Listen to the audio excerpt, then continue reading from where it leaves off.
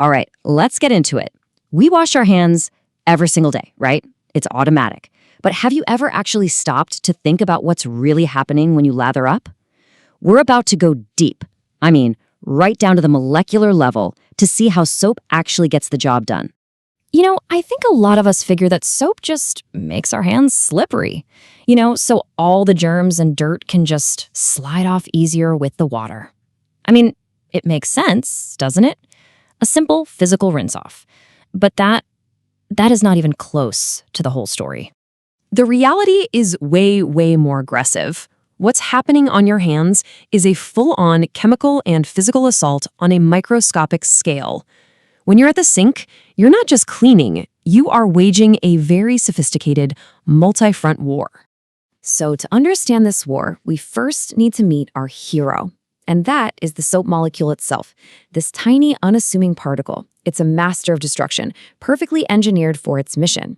Its secret power comes down to one fantastic word: hydrophilic. Now, it sounds complicated, but all it really means is that the molecule has a complete split personality.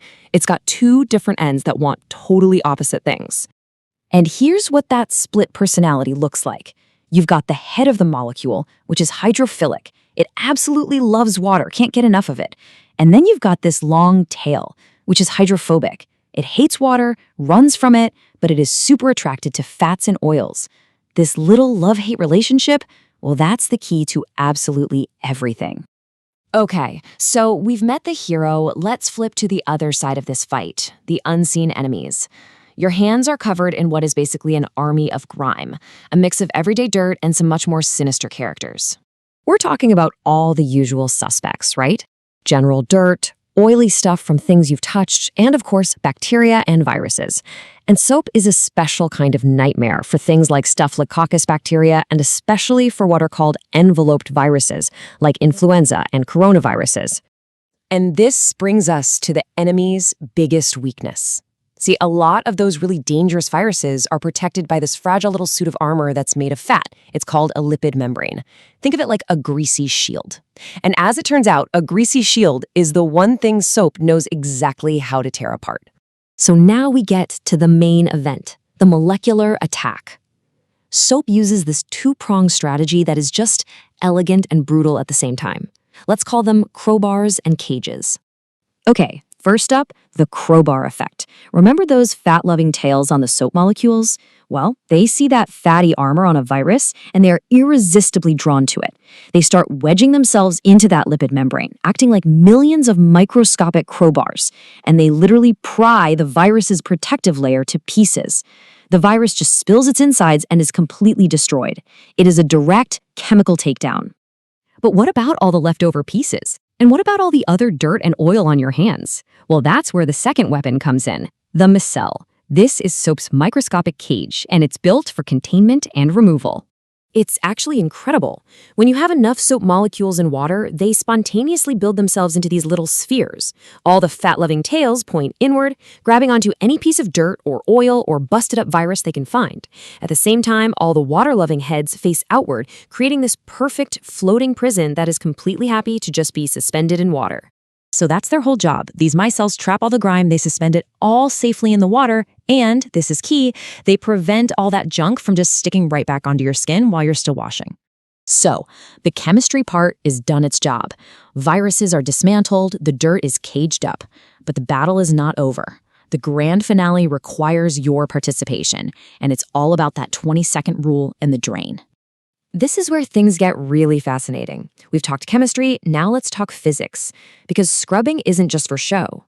As researcher Paul Hammond points out, if you're just moving your hands around gently, the forces you're creating just aren't strong enough to lift the particles that are really stuck on there. And why is that? It's because your skin isn't a smooth surface. Not at all. On a microscopic level, it's a rugged landscape of ridges and valleys. And germs and dirt get trapped down in these valleys. Physicists call them potential wells. They're literally hiding in tiny holes, and they need to be physically forced out. And that, of course, brings us to this number, which we have all had drilled into our heads, 20 seconds. And as it turns out, it is not an arbitrary recommendation at all. Here's the reason why. 20 seconds is about the minimum time it takes for vigorous scrubbing to create enough energy in the water, enough turbulence, to physically lift those trapped germs up and out of your skin's little valleys. It's the physics of it all that makes the time and the friction so important. And finally, the rinse.